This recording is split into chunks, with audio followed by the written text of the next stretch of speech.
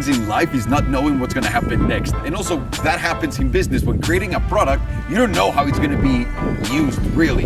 In 1979, the Shah of Persia decided that he wanted a militarized vehicle so that he could use for whatever he needed. That's how the G Wagon was originally created. It was a militarized vehicle, nothing else. And then eventually he noticed that people liked it. People liked riding in it. So he said, you know what? Why don't we make this also a public car? From there, little by little, every single year, it's gotten better and better. And this, for the first time ever, is the second generation of that car. After how many years? 1979. This is the second generation car. And the reason why we're saying you never know how it's going to be used is it was a militarized vehicle that ended up being every woman's fantasy car.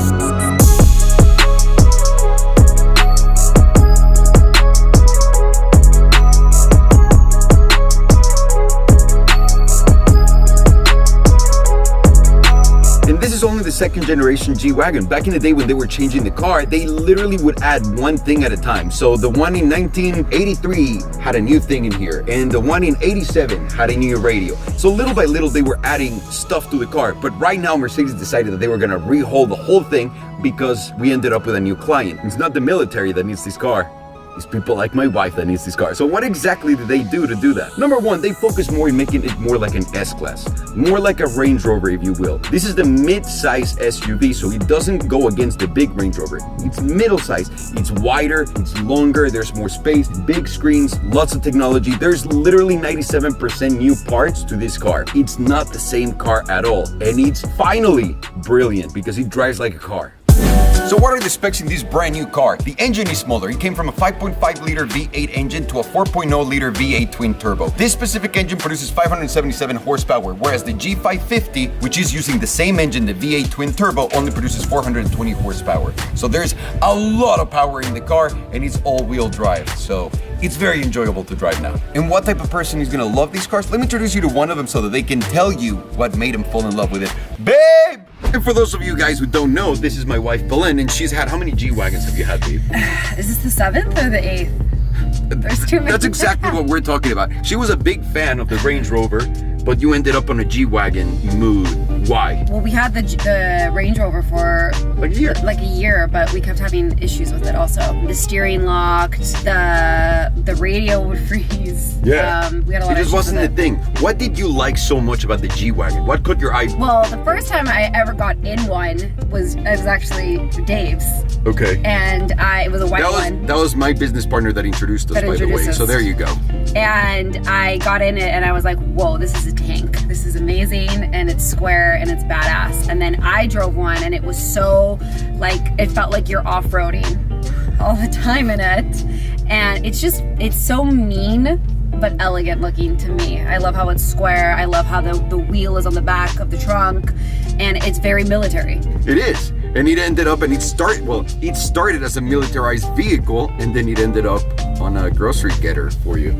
So what do you like the most about the new one? Compared to the old one, what do you like about the second generation? Because after all these years, this is a second generation car. Well, I'm gonna be honest. Yeah. When I first got in it, I was like, what's the difference? Aside from like the lights and, you know, the radio. It drives like an S-Class. So it's much smoother, and after 8 long years of you nagging about the car and how much you hated the way it drove, I finally understood what you meant when we got the new one and how much smoother it is, and specifically the steering.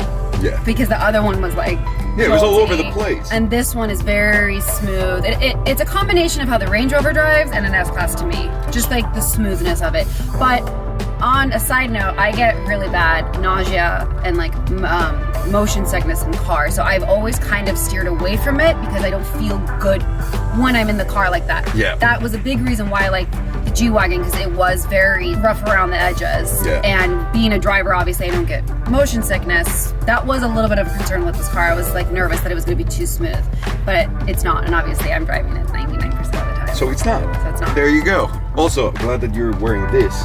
Is your car a lemon? You know, I don't know. What happened the 2 times that you had to send it back? So the first time we had it for like 11 days, 10 or 11 days. I got on the freeway and the entire car started shaking. It was like seizuring basically. So I exited and it was like a spark plug or something happened, and Well, that's what they said. And then the second time it just froze. And then the second time I exited the freeway and the car just completely stopped. Like the engine turned off, the radio turned off, and I was that asshole with my hazards on. Of I course. couldn't move my car and everyone was honking at me. And let me explain to you. Is your car a lemon? Maybe.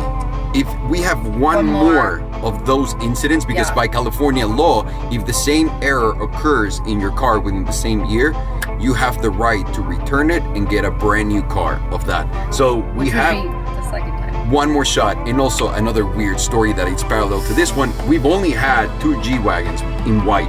The first one was a lemon and ended up being swapped for a white one.